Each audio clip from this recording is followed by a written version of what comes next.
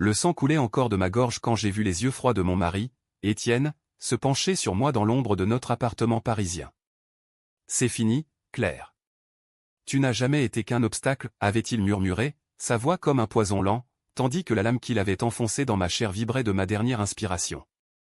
Et puis, le noir absolu au pas de lumière, pas de tunnel, juste l'oubli. Mais l'oubli n'a duré qu'un battement de cœur, car soudain, je respirais à nouveau, mes poumons se gonflant d'air frais d'un matin d'été, et je sentais sous mes doigts le tissu soyeux de ma robe de mariée, 3 ans plus tôt, le jour où j'avais dit oui à l'homme qui me tuerait. Paris, cette ville des lumières éternelles, m'avait toujours semblé un cocon de rêve, avec ses boulevards haussmanniens bordés de café où l'on sirote un café crème en observant les passants. Mais ce matin-là, alors que je me réveillais dans le lit king size de notre loft du Marais, le soleil filtrant à travers les voilages, une terreur viscérale m'envahit.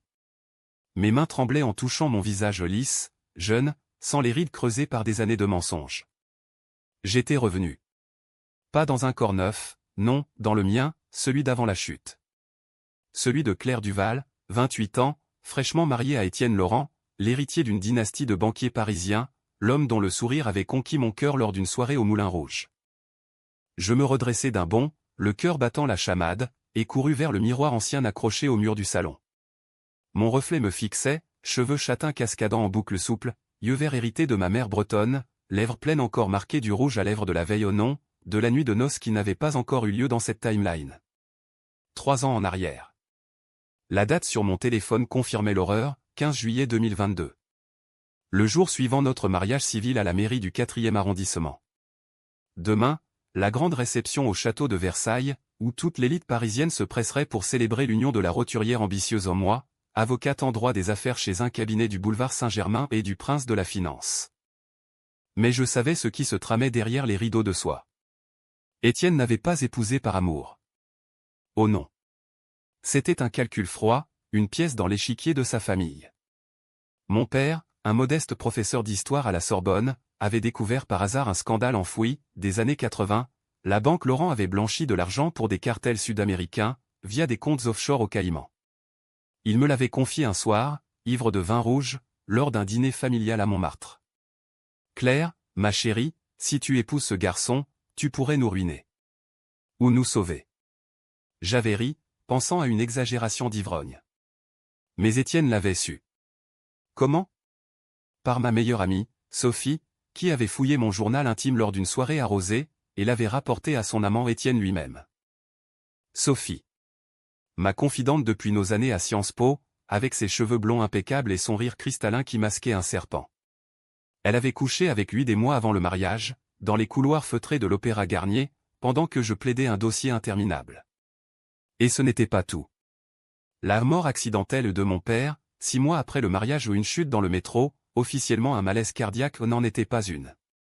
Étienne l'avait poussé, via un contact véreux, pour étouffer le secret. Puis, moi.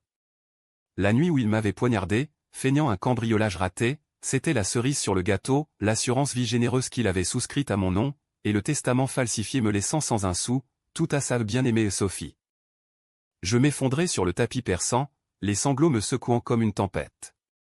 Pas de larmes de faiblesse, non de rage pure. J'avais été trahi par ceux que j'aimais le plus. Mon mari, mon ami, ma propre naïveté.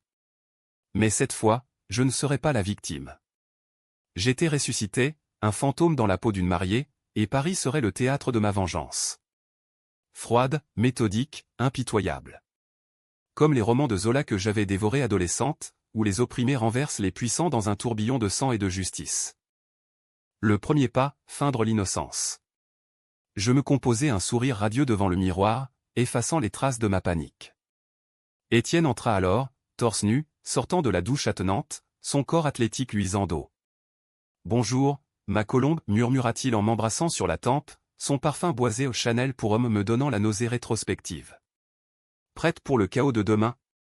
Versailles va être fabuleux. » Ses yeux bleus, si sincères en apparence, pétillaient. Je hochai la tête, enroulant mes bras autour de son cou. « Absolument, mon amour. Rien ne pourrait me rendre plus heureuse. » À cet instant, je sentis le pendentif en diamant qu'il m'avait offert, un collier valant une fortune, financé par les mêmes fonds sales pesés comme une chaîne. La matinée passa en un tourbillon de préparatifs. Sophie débarqua vers 11 heures, un bouquet de roses blanches à la main, son tailleur Chanel impeccable soulignant sa silhouette élancée. « Claire ! Ma chérie, tu es rayonnante !» s'exclama-t-elle en me serrant dans ses bras, son parfum Dior m'étouffant presque. Je la serrai en retour, mes ongles s'enfonçant légèrement dans son dos, un avertissement qu'elle ne perçut pas. « Sophie, tu es un ange. Sans toi, je ne saurais pas naviguer dans ce monde de requins. » Nous rîmes, comme au bon vieux temps, mais dans ma tête, les images de ma mort défilaient, elle, témoin muet dans l'appartement ce soir fatal, ramassant la lame ensanglantée pour l'essuyer, complice jusqu'au bout. Le déjeuner fut servi sur la terrasse, croissants frais de la boulangerie du coin, fromages affinés et une bouteille de Sancerre millésimée. Étienne présidait, racontant des anecdotes sur ses voyages d'affaires à Genève, des voyages où il gérait les comptes occultes de la banque. Je l'écoutais, hochant la tête au bon moment, mais mon esprit cartographiait déjà le terrain. Premier objectif, le secret de mon père. J'avais 3 ans pour l'exhumer, mais non, je n'attendrai pas. La vengeance devait être immédiate, viscérale, pour que la peur s'instille dès maintenant. Après le repas, tandis qu'Étienne s'absentait pour un appel professionnel, je pris Sophie à part dans la chambre. « J'ai quelque chose à te confier, dis-je d'une voix tremblante, feignant la vulnérabilité. Ses yeux s'illuminèrent où elle adorait les ragots. Mon père. Il m'a dit des choses sur la famille d'Étienne avant le mariage. Des rumeurs sur des affaires louches. Je vis son visage se figer une fraction de seconde, imperceptible pour quiconque d'autre. Vraiment? Oh, Claire, ce sont des calomnies. Ton père était un peu parano, non? Elle rit nerveusement, mais je plantai la graine. Peut-être. Mais si c'était vrai? Et si ça menaçait notre bonheur? Elle pâlit légèrement. Parfait. L'après-midi, je m'éclipsai seul pour une course, en réalité, un rendez-vous avec un ancien collègue de mon père, un archiviste discret à la Bibliothèque nationale de France. Rue de Richelieu, sous les coupoles Renaissance, il m'accueillit dans une salle aux rayonnages infinis. Mademoiselle Duval, votre père m'avait parlé de cela. Des documents des années 80, des transferts bancaires suspects. Il me glissa une clé USB dans la main, dissimulée dans un livre relié. Utilisez-la avec prudence. Les Laurent ont des yeux partout. Je le remerciai d'un sourire, le cœur gonflé d'une excitation sombre. Les preuves étaient là, relevés falsifiés, nom de cartel, signature d'Étienne Junior, mon mari, déjà impliqué à 25 ans. De retour au loft, le soir tombait sur Paris comme un voile de velours noir. Étienne et Sophie discutaient vain dans le salon, ignorant que j'avais copié les fichiers sur mon ordinateur portable, crypté derrière un pare-feu que j'avais appris à installer lors d'un séminaire sur la cybersécurité. Ce soir-là, au lit, tandis qu'il me faisait l'amour avec la passion feinte d'un époux modèle, je fermai les yeux et revis ma gorge tranchée. « Je t'aime, Claire, » souffla-t-il. Menteur, pensai-je, mes ongles griffant son dos en guise de réponse muette. Les jours suivants furent un ballet de faux-semblants. La réception à Versailles fut un triomphe, 300 invités en tenue de soirée, champagne Dom Pérignon coulant à flots, orchestre jouant du Debussy sous les plafonds peints de Louis XIV. Moi, en robe de soie ivoire signée Dior, je dansais avec Étienne, mon sourire éclatant masquant la tempête. Sophie, en vert émeraude, flirtait ouvertement avec un cousin des Laurent, mais ses regards vers nous trahissaient son malaise. J'avais commencé à distiller des rumeurs subtiles, un mot glissé à l'oreille d'une tante influente sur des ombres dans les contes familiaux. Les graines poussaient. Mais la vengeance ne pouvait être passive. Ma première décision controversée vint une semaine plus tard. Étienne, en voyage d'affaires à Lyon, me téléphona pour annoncer une surprise. Il avait investi dans un appartement pour nous à Saint-Tropez, financé par un prêt bancaire inoffensif. Je savais que c'était du blanchiment pur, un bien immobilier pour cacher des fonds. Au lieu de remercier, j'appelai anonymement l'AMF, l'autorité des marchés financiers, avec un type détaillé sur la clé USB.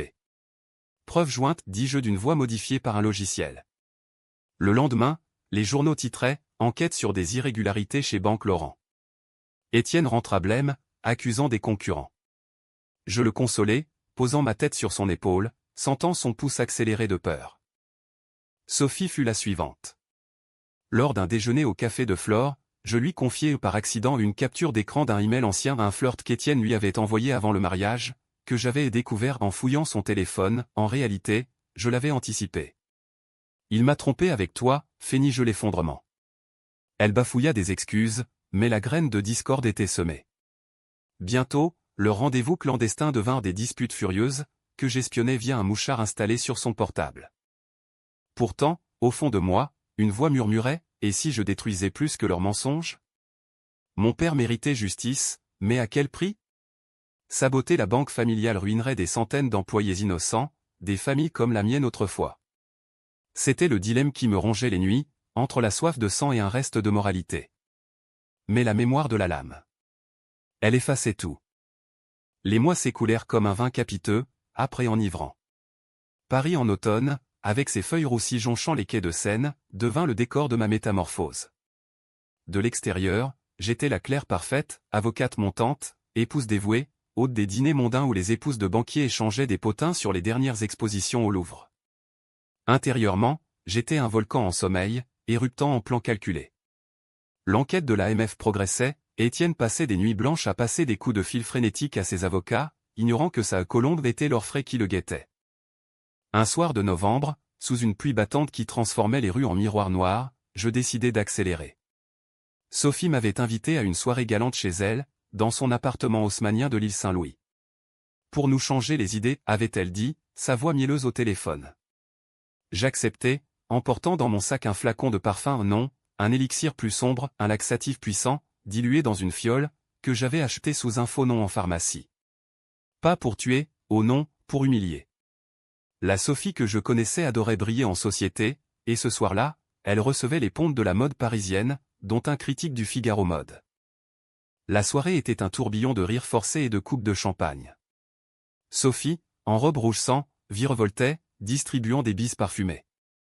Je la vis s'éclipser vers la cuisine pour préparer des toasts au foie gras, je la suivis discrètement, versant le laxatif dans son verre personnel, posé sur le comptoir de marbre. À notre amitié éternelle, portai-je un toast plus tard, nos verres tintant comme un glas. Elle but goulûment, et une heure après, tandis qu'elle animait une discussion sur les dernières créations de Chanel, son visage se décomposa. Elle s'excusa précipitamment, courant aux toilettes, où elle resta cloîtrée pendant que les invités murmuraient. Le lendemain, les ragots enflèrent, pauvre Sophie, empoisonnée par jalousie. Non, juste une indigestion vengeresse. Étienne remarqua son absence aux dîners familiaux suivants. « Qu'est-ce qui lui arrive » demanda-t-il un soir, alors que nous dînions au Taïwan, ce temple de la gastronomie étoilée. Je haussai les épaules, piquant dans mon magret de canard. Peut-être le stress. Ou quelque chose de plus personnel. Je laissai planer le doute, et il mordit à l'hameçon. Bientôt, leurs textos que je piratais via un app espion devinrent des reproches, « Tu m'évites depuis cette soirée ridicule. C'est toi qui me traites comme une moins que rien. » La fissure s'élargissait. Mais la vraie tempête couvait dans la banque. Les fuites que j'orchestrais des documents anonymes envoyés à Mediapart, ce site d'investigation qui avait fait tomber tant de puissants commencèrent à faire des vagues. Un article titra « Blanchiment chez les Laurent, un scandale des années 80 refait surface ». Étienne rentra un soir, ivre de cognac, et me confia pour la première fois sa peur. « Claire, si ça explose, tout s'effondre. La banque, la famille. Nous. » Il s'effondra en larmes sur mon épaule, un homme brisé. Je le berçai, murmurant des mots doux, mais mon esprit hurlait de triomphe. « Nous tiendrons, mon amour, dis-je. Nous. » Il voulait dire lui. Noël approchait, et avec lui, la grande réception annuelle des Laurent au Ritz. Toute la haute bourgeoisie y paradait, politiques, artistes, même un ministre de l'économie. Je préparais mon coup suivant, une décision qui me hantait, controversée jusqu'à l'os. Au lieu de frapper Étienne directement, je viserais sa mère, Madame Laurent, une veuve acariâtre, pilier de la bonne société, qui avait toujours méprisé la roturière bretonne que j'étais. Elle avait, je le savais maintenant, financé le silence autour du scandale originel, via des donations à des associations caritatives bidons. Durant la soirée au Ritz, sous les lustres de cristal et les notes d'un quatuor à cordes, je m'approchai d'elle, verre de champagne à la main. « Belle-mère, vous êtes resplendissante, mentis-je, embrassant sa joue poudrée. » Elle renifla, son collier de perles étouffant sa voix. « Claire, ma chère, essayez de ne pas trop boire. On vous observe. » Son mépris était un baume sur mes plaies. Plus tard, alors qu'elle discourait sur l'art contemporain devant un groupe d'admirateurs, je glissai à l'oreille d'un journaliste présent un contact de mon cabinet un murmure, « Savez-vous que les donations de Madame Laurent financent autre chose ?» Avec un clin d'œil, je lui passai une note avec des chiffres incriminants. Le lendemain, Le Monde publia un dossier, Les charités occultes de l'élite financière. Madame Laurent fut éclaboussée, les actions de la banque chutèrent de 15%. Étienne me hurla dessus pour la première fois, c'est toi? Dis-moi que ce n'est pas toi. Je feignis l'offuscation, larmes aux yeux. Comment oses-tu? Je suis ta femme. Mais intérieurement, je jubilais. C'était controversé, oui ruiner une vieille femme, même odieuse, pour venger un père mort. Mais la justice n'était pas propre, elle coulait comme le sang sur les pavés de la Bastille. Sophie, de son côté, sombrait. Nos soirées amicales devinrent des champs de mine. Lors d'un thé au la durée, elle craqua, Claire, je sais que tu soupçonnes quelque chose avec Étienne. Mais c'était avant, un flirt idiot. Je la fixai, mes yeux verts comme des lames. Un flirt? Ou une trahison? Elle balbutia, et je la poussai, imagine si j'en parlais à sa mère. Elle pâlit, suppliant. Ce soir-là, elle envoya un texto rageur à Étienne, c'est elle qui nous détruit. Laisse-la. La guerre était ouverte. Pourtant, des fissures apparurent en moi. Une nuit, seul dans notre lit tandis qu'Étienne ronflait, je repensais à nos débuts, les promenades le long de la Seine, ces poèmes maladroits récités sous la tour Eiffel. Était-ce tout faux? La vengeance me consumait, mais elle me rendait-elle mon humanité? Je chassais ces pensées, la lame dans ma gorge ne pardonnait pas. L'hiver s'alourdit, et avec lui, mon plan culminant. J'infiltrai les cercles intimes d'Étienne via un faux profil sur LinkedIn où une consultante en compliance nommée Élise, séduisante et mystérieuse. Nous rencontrâmes virtuellement, il mordit vite, proposant un café professionnel au café Angelina. Là, sous les dorures et les choux à la crème, je le testais. Monsieur Laurent, j'ai entendu des rumeurs sur des audits internes. Besoin d'être discrète? Ses yeux s'illuminèrent, il déversa tout, les failles, les complicités. J'enregistrai chaque mot, un poignard audio dans ma poche. De retour chez moi, je compilai tout, preuves, enregistrements, timeline. Un dossier béton, prêt pour les autorités. Mais avant de frapper, un twist inattendu, un appel anonyme. Claire, arrête. Tu joues avec le feu. Une voix déformée, féminine. Sophie? Ou pire, un allié d'Étienne? La paranoïa s'installa, Paris, ma ville bien-aimée, devint un labyrinthe d'ombre. Le printemps 2023 éclata en une explosion de cerisiers roses le long des Champs-Élysées, mais pour moi, c'était le prélude à l'ouragan. Mon dossier sur la banque Laurent était prêt, un monolithe de corruption, des années 80 à aujourd'hui, avec Étienne au centre comme un marionnettiste maléfique. J'hésitais pourtant, les nuits agitées par des rêves où mon père me reprochait, vengeance ou justice, Claire? Ne deviens pas comme eux. Mais la justice, dans ce Paris des apparences, était un luxe pour les puissants. Moi, j'étais l'arme forgée dans la mort. Ma décision controversée suivante fut la plus osée, impliquer la famille royale au non, pas celle-là, mais les cercles ultra-élitistes où les Laurent frayaient avec des aristocrates déchus. Lors d'un gala de charité à l'hôtel de Crillon, financé ironiquement par les dons de Madame Laurent, je m'infiltrai comme bénévole. Vêtu d'une robe noire moulante, masquant un micro caché, je servais des coupes de veuve Clicquot tout en écoutant. Un duc mineur, éméché, se confia, les Laurent? Ils nous ont sauvés en 2008, avec des prêts. Discrets. Mais maintenant, avec ses enquêtes. Je l'encourageai, et bientôt, un réseau de noms tomba, politiciens corrompus, juges complaisants. Ce soir-là, je contactai un procureur que je connaissais de mon cabinet, un homme intègre, rare perle dans la fange.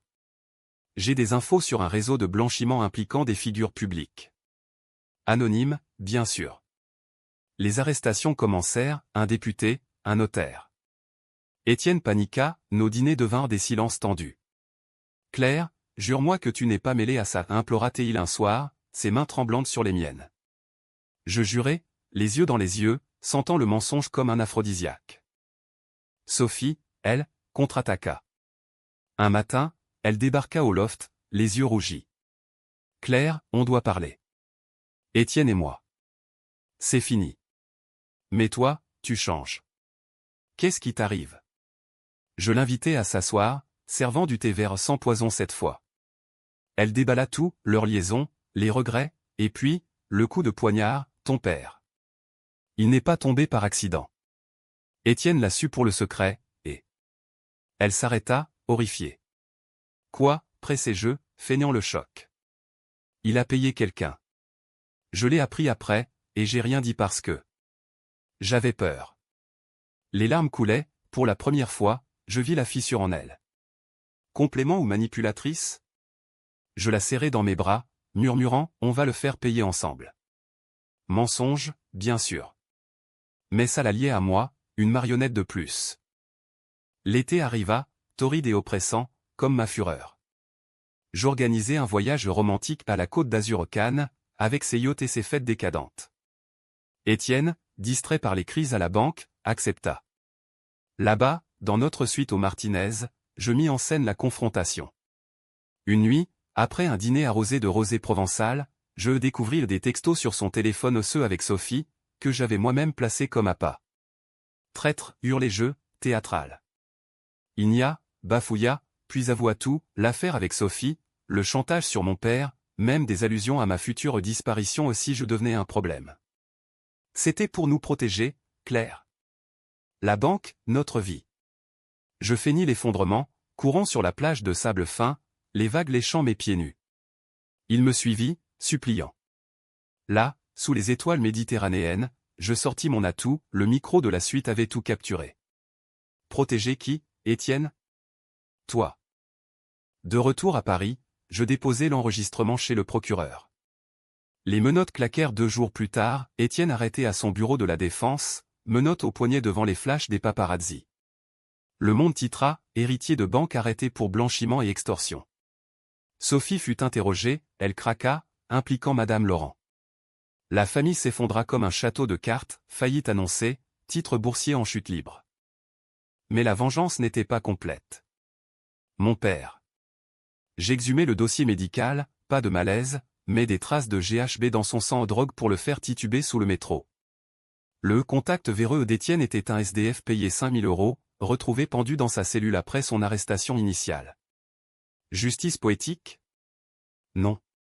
Je pistai le commanditaire via des traces bancaires, un homme d'affaires, allié des Laurent, nommé Duval ou ironie du sort, même nom que moi. Pas de lien de sang, mais un fantôme du passé. La décision qui me déchira fut celle-ci, infiltrer ce Duval. Je devins Élise à nouveau, séductrice lors d'un cocktail à l'Élysée-Montmartre. Il mordit, un dîner privé suivi. Là, dans sa villa de Neuilly, je le confrontai avec des preuves photos de virement. Pour mon père, dis-je, sortant un couteau de cuisine le même modèle que celui d'Étienne. Il rit, menaçant d'appeler ses gardes. Mais j'avais empoisonné son vin, un somnifère lent. Tandis qu'il s'effondrait, je murmurais, c'est pour les oublier. Pas de meurtre, je l'appelais une ambulance anonyme, laissant les flics le cueillir endormi avec un dossier sur les genoux. Controversé? Absolument, empoisonner un innocent relatif pour venger un mort. Mais la loi du talion n'épargne personne. Étienne, en détention provisoire à Fresnes, réclama un avocat conjugal. Je vins, vêtu de noir, comme à un enterrement. Claire, aide-moi. Pour nous. Je souris, froide. Il n'y a plus de nous. Seulement moi, ressuscité de tes cendres. Il blêmit, comprenant enfin. Ressuscité? Qu'est-ce que? Je partis sans répondre, le laissant à son abîme. Sophie, brisée, tenta le suicide pilule dans son bain. Je la trouvai, l'amenai à l'hôpital. Pourquoi, balbutia-t-elle. Parce que la trahison n'excuse pas la mort, répondis-je. Mais en vérité, c'était pour la garder en vie, témoin de ma victoire.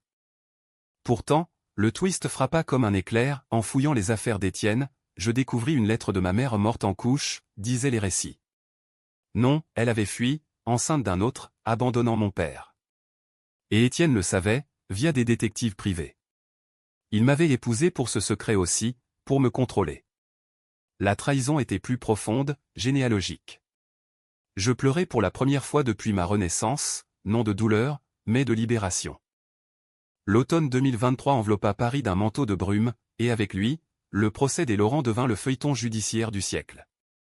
La cour d'assises de Paris, ce théâtre austère du palais de justice, retentit de témoignages accablants, employés de banque larmoyants, experts en finance disséquant les flux occultes, et moi, témoin clé, drapée dans une tailleur pantalon gris, les cheveux relevés en chignon sévère. « Madame Laurent, vous confirmez que votre mari vous a confié des doutes sur la fidélité de monsieur Étienne ?» demanda le procureur, un homme aux lunettes cerclées d'acier. Je hochai la tête, voix ferme, oui. Et plus, des menaces voilées contre ma famille. Les flashs crépitèrent, Étienne, en costume froissé derrière la vitre blindée, me foudroya du regard. Sophie témoigna après moi, chevelure défaite, yeux cernés. J'étais amoureuse, aveugle. Mais claire. Elle a souffert. Les jurés murmurèrent, la presse titra la femme fatale et la complice brisée. Madame Laurent, perruque impeccable, nia tout, accusant une cabale communiste typique de son arrogance. Mais les preuves, mon arsenal patient, la noyait, enregistrement, transfert, même des emails effacés que j'avais récupérés via un hacker freelance, un risque calculé, payé en cash à Belleville. Les nuits post-audience, je marchais seul le long de la Seine, les lumières des ponts dansant sur l'eau comme des spectres. La vengeance me comblait elle? Étienne pourrissait en cellule, attendant un verdict, la banque était saisie, vendue à des concurrents. Mais le vide persistait. Mon cabinet m'offrit une promotion à associé junior, je refusai, préférant une reconversion, écrire un livre sur les secrets de l'élite, anonyme au début. Les ombres de Paris, provisoire titre. Un soir de décembre, un appel anonyme brisa ma quiétude. Claire Duval? Vous ne savez pas dans quoi vous vous êtes embarqué. La voix, masculine cette fois, rauque comme du gravier. Qui est-ce? Demandai-je, cœur cognant. Un vieil ami de votre père. Le scandale des Laurent n'est que la pointe. Il y a plus gros, un réseau européen, impliquant des têtes couronnées. Je raccrochai, mais le verre était planté. Était-ce un piège? Ou une extension de ma quête? Le nouvel an approcha, et avec lui, une invitation inattendue, de la part d'un cousin d'Étienne, un certain Pierre Laurent, banquier junior intègre qui avait fui le naufrage familial. Rejoignez-nous pour une soirée intime. Pour clore le chapitre. Chez lui, dans un hôtel particulier du 7e, je trouvai non une embuscade, mais une alliance. Pierre, yeux bruns sincères, ma voix, Étienne était un monstre, mais pas toute la famille. Aidez-moi à nettoyer. Il avait des dossiers sur le réseau européen trafic d'armes via des banques suisses, liées au Laurent d'origine. Mon père l'avait flairé, d'où sa mort. Cette révélation twistait tout, ma vengeance n'était pas personnelle, mais un domino dans un jeu plus vaste. Pierre et moi pactisâmes, je fournirais mes preuves, il les canalisait vers Interpol. Controversé encore, collaborer avec l'ennemi? Pierre n'était pas Étienne, il était le remords incarné. Nos réunions devinrent intimes café tardif au Procope, discussions passionnées sur Balzac et la décadence bourgeoise. Une étincelle naquit, dangereuse, attirance pour cet homme qui partageait mon feu sans le corrompre. Sophie, remise de sa tentative, chercha la rédemption. Elle m'appela un matin pluvieux, « Claire, laisse-moi t'aider. J'ai des contacts dans la presse people, je peux exposer les complices restants. » Je l'acceptai, méfiante. Ensemble, nous orchestrâmes une fuite, photo d'Étienne en cellule, rumeur sur ses amours carcérales. La société, cette hyène, le dévora. Mais Sophie avait son propre agenda, un soir, je la surpris fouillant mon bureau. « Qu'est-ce que tu cherches ?» grondai-je. Elle avoua, « Étienne m'a promis de l'argent pour te saboter. Je refuse maintenant. » La confiance fragile se rebâtit, ou était-ce une nouvelle toile? Le procès culmina en février 2024. Étienne, amaigri, plaida coupable pour blanchiment et homicide involontaire, mon père. La sentence, 25 ans ferme. Madame Laurent, 10 ans avec sursis pour complicité. Les caméras OMR sur moi sortant du tribunal, micro en main, la justice triomphe, mais les victimes ne reviennent pas. Mensonge pieux, j'étais revenu, et ça changeait tout. Pourtant, le réseau européen rôdait.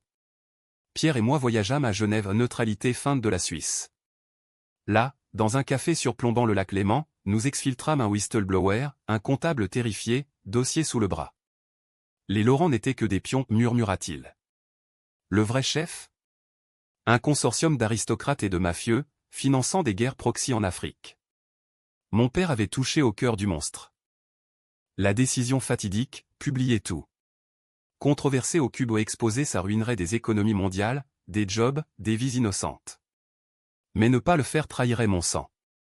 Pierre hésita, Claire, on pourrait négocier, infiltrer de l'intérieur. Je refusai, non. Brûlons-les tous. Nous envoyâmes le paquet à The Guardian et le Figaro. L'explosion fut nucléaire, sommet d'urgence à Bruxelles, arrestation en cascade. Sophie, dans la tourmente, choisit son camp, elle fuit à Londres, laissant une lettre, « Pardonne-moi. Tu mérites mieux. » Je la lus sans amertume, la trahison forge l'acier. Mais le twist final frappa lors d'une nuit d'orage à Paris. Pierre et moi, enlacés dans mon ancien loft racheté aux enchères, entendîmes un coup à la porte. C'était Étienne, évadé miraculeusement via un pot de vin, son dernier. Fou de rage, couteau en main le même. « Tu m'as tout pris, salope » hurla-t-il. Pierre se jeta devant moi, la lame s'enfonça dans son épaule. Je réagis d'instinct, attrapai une statuette de bronze, un Rodin miniature, l'abattis sur son crâne. Il s'effondra, inconscient. Les sirènes hurlèrent, Étienne fut repris, aggravant sa peine. Pierre survécut, cicatrice comme trophée. « Tu m'as sauvé » murmura-t-il à l'hôpital. Non, nous nous sauvons mutuellement. L'aube de 2025 se leva sur un Paris régénéré, ou du moins, sur le mien. Le réseau européen s'effrita sous les coups de marteau judiciaire, extradition, saisie, un ministre français démissionnant en larmes à Matignon. Mon livre, publié sous pseudonyme Les veines noires de l'Europe, devint un best-seller, traduit en 7 langues, me rapportant assez pour fonder une fondation, aide aux victimes de corruption financière, bourse pour étudiants comme mon père l'avait été. Ironie, les fonds des Laurent, redistribués. Étienne pourrit à Clairvaux, prison forteresse où les anciens princes deviennent des ombres. Il m'écrivit une fois, « Je t'aimais, à ma façon. Pardonne. » Je brûlai la lettre au pied de Notre-Dame, reconstruite de ses cendres comme moi. Sophie réapparut, repentie, gérant un refuge pour femmes battues à Marseille. Nous échangeâmes des mailles polies, le pardon est un poison lent, mais je l'avalai pour guérir. Pierre et moi? Une histoire naissante, fragile comme un printemps parisien. Mariage civil discret à la mairie du 5e, près de la Sorbonne, hommage à mon père. Pas de Versailles clinquant, juste des amis vrais, un pique-nique au jardin des plantes. Claire Laurent Duval, murmura-t-il en m'embrassant. Ou Duval Laurent. L'égalité. Nous rîmes, et pour la première fois depuis ma renaissance, ce fut sincère. Mais la vengeance laisse des marques. Des nuits, je me réveille en sueur, sentant la lame fantôme dans ma gorge. Était-ce justice ou catharsis? Les décisions controversées, empoisonnement, fuite, violence me hantent. Ai-je sauvé des vies en ruinant d'autres? Paris, avec ses injustices éternelles, ne juge pas, il absorbe. Un soir d'été, assise sur un banc des Tuileries, observant les enfants jouer, je repensais à ces 3 phrases qui m'avaient ramené, le sang, les yeux froids, le noir. Et maintenant? Une vie reconstruite, non parfaite, mais mienne. La trahison m'avait tué, la résurrection m'avait faite déesse. Ou démon. Qu'importe. Dans cette ville de lumière, j'avais allumé mon propre feu.